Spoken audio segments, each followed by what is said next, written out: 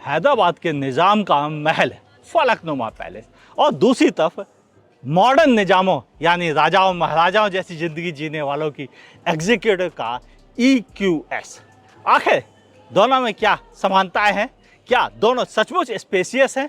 क्या दोनों शानदार लेविश ज़िंदगी जीने के लिए जानी जाती है? सब कुछ परखते हैं इसी वीडियो के साथ। मैं हूं आपका होस्ट अमित और आप देख रहे हैं आस्क कार गुरु डायरेक्ट फलकनुमा पैलेस हैदराबाद से। 800 किलोमीटर की रेंज केवल इतना ही नहीं है, ये है मर्सिडीज EQS SUV। ऐसी SUV जो कि लंबी रेंज चलने के लिए और शानदार लग्जरी फीचर्स के लिए जानी जाती है। पहले बात करें लुक्स में कैसी है, तो बड़ी सी ग्रिल जिसमें जगह जगह छोटे छोटे से पॉइंट दे रखे गए हैं 3 स्टार मर्सिडीज के लोगों के साथ।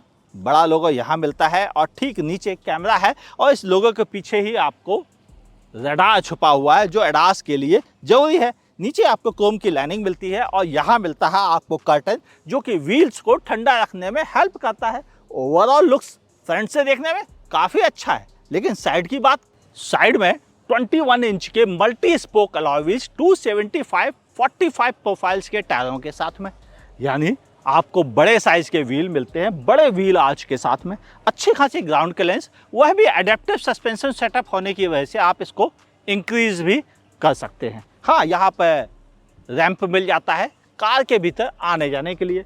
ओवरव्यू में ही आपको इंडिकेटर और कैमरा भी मौजूद है और नीचे मौजूद है प्रोजेक्टर, जिससे कि यहाँ पर मर्सिडीज का बैज बनकर आता है। नतीजा, दरवाजा खोलते ही सामने वाले की आंखें चौंधिया जाती हैं कि यह गाड़ी आखिर है कौन जो इतने ज़्यादा फीचर्स के साथ आती है। और पीछे से भी आपको 21 इंच के ही व्हील्स मिलते हैं, ये भी 275/45 प्रोफाइल्स के टायरों के साथ है। मगर एक और बेहतर चीज़ है, आपको फ्लश टाइप डोर हैंडल मिलते हैं, ये बिल्कुल अलग है। जस्ट एक जेस्चर से ऐसे कीजिए और ये डोर खुलकर बाहर आ जाते हैं ताकि कार एरोडायनामिक बनी रहे। हाँ, पीछे भी बड़ा ग्लास एरिया मिलता है और यहाँ 3rd रो के पैसेंजर्स के लिए भी जगह मौजूद है। यहाँ से आप इसे चार्ज कर सकते हैं और थोड़ा बहुत नहीं, 200 किलोवाट आवर के चार्जिंग का सपोर्ट मिलता है। नतीजा, आधे घंटे में आप इस कार को 10% से लेकर 90% तक चार्ज कर सकते हैं। है ना कमाल की बात? और कितना चलना है आपको, और इस 90% चार्जिंग में आप आसानी से जा सकते हैं 750 किलोमीटर। रेयर में देखिए, सबसे पहले टेल लैंप, बड़ी बेहतरीन स्प्रिंग की तरह दी हुई डिजाइन और ऊपर से कनेक्टिंग फीचर्स भी मौजूद है। 4मैटिक की बैजिंग और इस साइड मिलती है EQS 580 की बैजिंग। हाँ, इसमें आपको अच्छा बूट स्पेस भी मिलता है और कैमरा यहाँ पर इसके ठीक नीचे हाइड किया हुआ है। बूट स्पेस की बात की जाए तो जस्ट एक बटन दबाइए, बूट खुल जाता है। इसके अलावा जेस्चर जैसा फैंसी फीचर्स भी यहाँ पर मौजूद है कि आप उससे भी इसे खोल सकते हैं और बंद भी कर सकते हैं। यहाँ पर आपको बहुत अच्छी जगह मिलती है लेटने बैठने सोने के लिए, लेकिन अगर आप चाहते हैं कि आप इसका पूरा इस्तेमाल करें तो एक सिंपल बटन से आप इसे खोल सकते हैं। और नतीजा ये कि अब आपकी 5 सीटर SUV के बाद इतनी जगह बचती है जहाँ बहुत ज़्यादा स्पेस है। लेकिन जब 3rd रो भी अप होती है तो क्या प्रैक्टिकल स्पेस बचता है? दिखाता हूँ आपको। अगर स्पेस की बात की जाए, ऐसे आप 4 सूटकेस रख सकते हैं, ऐसे भी आप रख सकते हैं 3 सूटकेस, एक इधर और इधर एक साइड में। ओवरऑल अच्छी जगह है यहाँ पर सामान रखकर ले जाने के लिए, यानी कंप्लीट 3rd रो और रीजनेबल बूट स्पेस के साथ। हाँ, एक चीज़ और नोटिस कीजिएगा आप, यहाँ से आप इसके वॉशर फ्लूइड भर सकते हैं। हाँ, ये बोनेट ओपन नहीं होता है, इसके नीचे जो भी मटेरियल कंपनी ने छिपा के रखा है वो एक्चुअल में सर्विस इंजीनियर की जिम्मेदारी है। तो सर्विस इंजीनियर इसको खोल के रिपेयर कर सकते हैं अगर कोई ज़रूरत पड़ती है तो। आइदर इसकी ज़रूरत किसी कस्टमर को नहीं पड़ने वाली है। हाँ, इसके नीचे छिपा क्या है, अगर आप देखें तो पूरी कार के नीचे जो बैटरी पैक छिपा है वो 122 किलोवाट का बैटरी पैक मौजूद है, जो कि कंपनी का कहना है कि लगभग 850 किलोमीटर चलने के लिए पर्याप्त है। इसकी मोटर प्रोवाइड करती है 545 PS की पावर और मिलता है आपको 858 Nm का टॉर्क, जो इसे 0 to 100 केवल 4.5 सेकंड में पहुंचा देता है, जबकि इसकी टॉप स्पीड है 210 किलोमीटर पर आवर की। रियर सीट, जिसे हम सेकंड रो कहते हैं क्योंकि ये एक्चुअल में 3 रो SUV है, यहाँ पर बहुत स्पेस है और मोर देन इनफ है। पैर फैलाने की भी बहुत जगह है कि पैर पूरा पहुँच भी नहीं पा रहा है, इतनी जगह मौजूद है। डुअल जोन क्लाइमेट कंट्रोल मौजूद है। 2 HDMI पोर्ट है इन स्क्रीन्स के लिए, यानी आप अपने मर्जी का कंटेंट इस पर भी ट्रांसफ़र कर सकते हैं। और 2 Type-C फास्ट चार्जिंग के पोर्ट मौजूद हैं। यहाँ पर भी आपको एक बटन से एक पैड मिल जाता है, जिससे आप इन सीटों को मसाज फंक्शंस भी यहीं से कंट्रोल कर सकते हैं। और बंद कर दीजिए इसको। यहाँ पर आपको एक छोटी सी जगह और मिल जाती है वायरलेस चार्जर की, जिस पे आप अपना फ़ोन चार्ज कर सकते हैं। और अगर आप इसे बंद कर देते हैं तो ये एक कंप्लीट सीट तैयार हो जाती है आपके लिए, जो यहाँ पर बीच में बैठना चाहे उनके लिए। अब बात करें कि इस पर और क्या सुविधाएं हैं, तो ये हीटेड सीट्स हैं। वेंटिलेशन का ऑप्शन जो इस पर उपलब्ध नहीं है, लेकिन इन सीटों का आप रिक्लाइनिंग एंगल भी चेंज कर सकते हैं। अगर आप चाहें तो आप रिक्लाइनिंग एंगल चेंज कर सकते हैं, आगे फॉरवर्ड कर सकते हैं। आप सीटों को भी आगे फॉरवर्ड कर सकते हैं अपनी ज़रूरत के अनुसार। जितनी आपको ज़रूरत है आप उतनी जगह ले लीजिए, बाकी की ज़रूरत आपको नहीं है। ये सीट मेरी ड्राइविंग पोजीशन के हिसाब से है और अब इससे ज़्यादा सीट आगे नहीं जा सकती।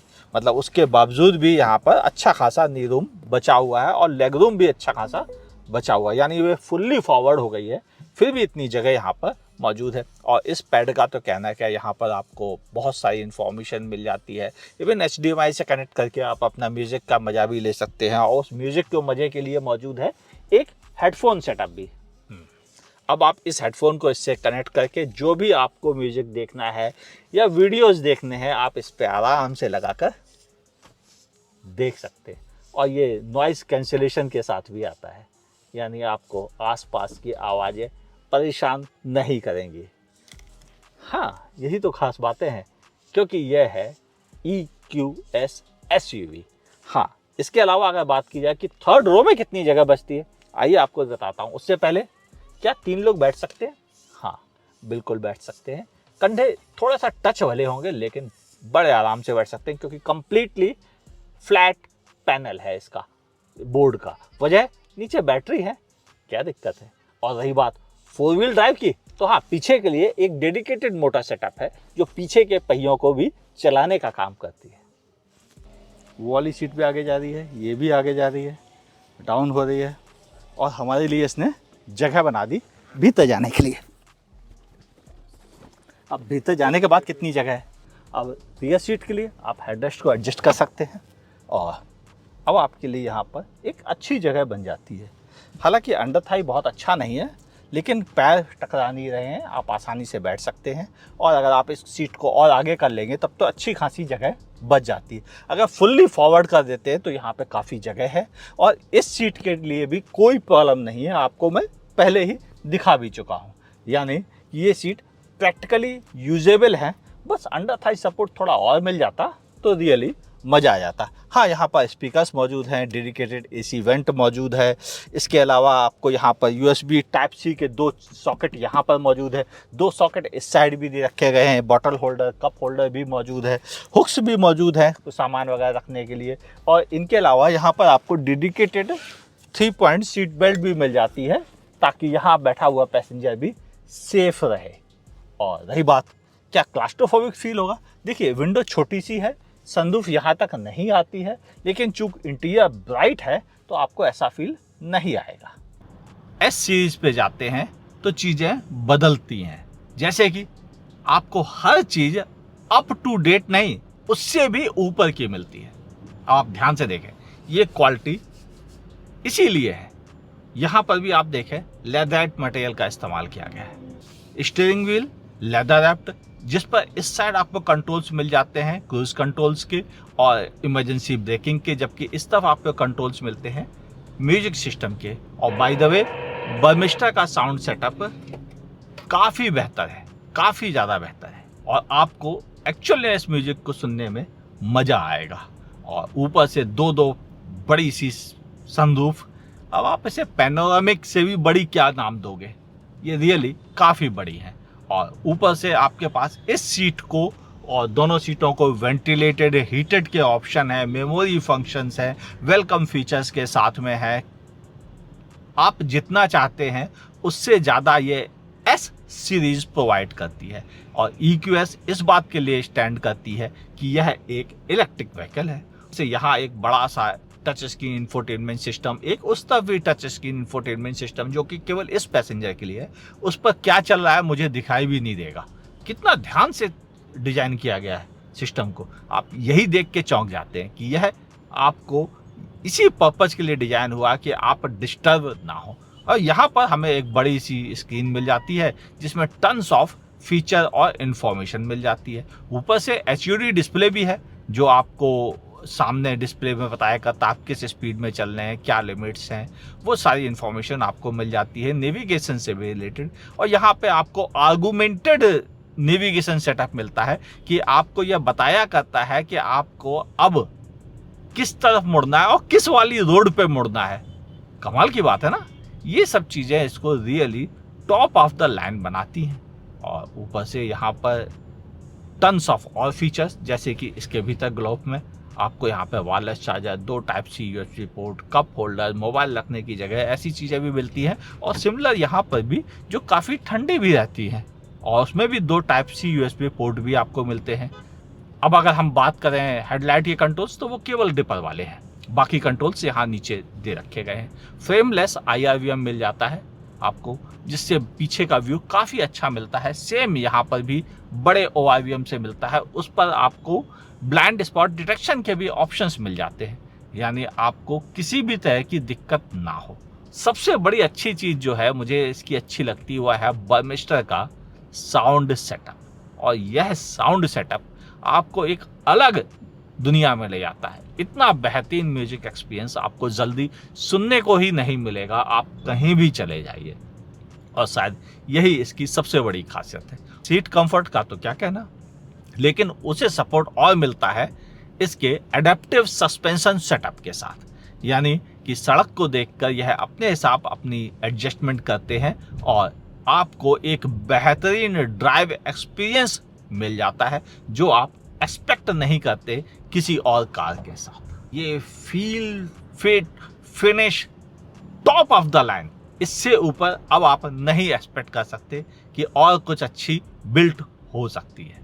और शायद मैं इसीलिए कह रहा हूँ कि मर्सिडीज ऐसे ही नहीं जाना जाता है, और वो भी तब जब वह top of the line SUV electric आपको दे। एक बात की इंफॉर्मेशन से मैं भी चौंक गया, मर्सिडीज ने जब अपनी top of the line EQS sedan को लॉन्च किया था, वह भी अच्छी प्राइस में थी और इंडिया में लगभग हर रोज एक सेडान बिक रही। ताजुब की बात है, अब तक 500 गाड़ियां बेची जा चुकी थी, जो मुझे रियली चौंका दिया।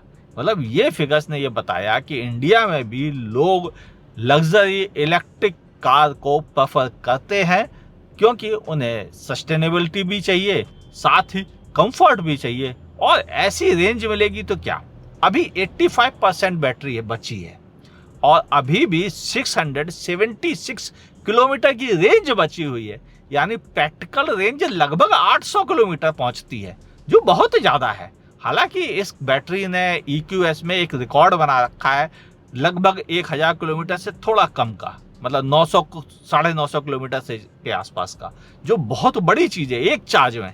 ऊपर से यह 200 किलोवाट आवर की चार्जिंग पैक के साथ आता है, मतलब कि आपको अगर फास्ट चार्ज करना है तो 200 किलोवाट आवर चार्जर से आप इसे चार्ज कर लीजिए, और यह ऐसे चुटकियों में चार्ज हो जाती है कि अगर आपने आधे घंटे भी इसे चार्ज कर लिया तो आप ये मान के चलो कि यह गाड़ी लगभग 95% तक, 85% तक चार्ज हो जाती है। और फिर आप 600 किलोमीटर चले जाइए।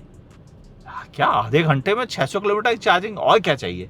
ये चीज़ें इसे दुनिया से अलग बनाती है, और इतनी स्मूथ ड्राइव है इस मोटर की कि आपको बिल्कुल पता नहीं चलता कि गाड़ी चल रही है या रुकी हुई है। शायद इन्हीं सब चीज़ों की वजह से लोग मर्सिडीज को काफ़ी पसंद भी करते हैं, और मैं भी शायद उन्हीं में से हूं जो मर्सिडीज को इन्हीं क्वालिटी की वजह से पसंद करता है। तो फिर असली बात जो बची वो ये कि क्या इसके बारे में सोचना चाहिए, क्योंकि इसमें कमियां ढूंढनी रियली मुश्किल हो जाता है। क्योंकि एक तो मर्सिडीज ऊपर से top of the line features के साथ, तो कमियां रियली बहुत मुश्किल से मिलती है। और सेफ्टी में मर्सिडीज के बारे में कुछ भी कहना गलत होगा। Multiple air bag, ABS, EBD, electronic stability programme जैसे छोटे मोटे सेफ्टी फीचर्स तो मिलते हैं एडास, और इसके अलावा सीट बेल्ट प्री टेंशनर, वो भी इमरजेंसी ब्रेक लगाते ही ये अपने आप और टाइट हो जाती हैं। तो ऐसी कुछ कंडीशंस जो ये बताती हैं कि कार में बैठे हुए पैसेंजर्स की सेफ्टी कितनी इम्पॉर्टेंट होती है। और शायद यही रीज़न है कि लोग मर्सिडीज की सेफ्टी की तारीफ़ें करते हैं। बस सीट बेल्ट लगानी पड़ती है, नहीं लगाओगे तो फिर क्या फ़ायदा। उम्मीद है अब आप मेरा इशारा समझ गए होंगे। चलिए बाकी बातें करते हैं कंक्लूजन में।